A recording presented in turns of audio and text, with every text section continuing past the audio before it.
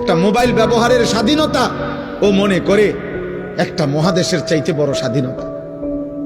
একটা মোটরসাইকেল চালাইবার স্বাধীনতা ও মনে করে এটা আমার জীবনের সবচেয়ে বড় স্বাধীনতা।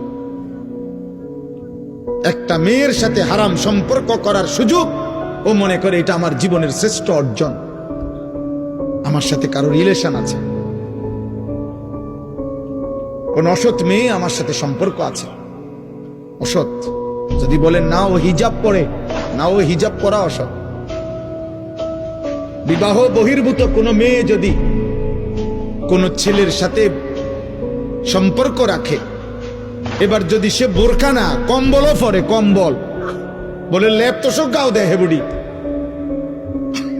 কম্বল গায়ে দেয়,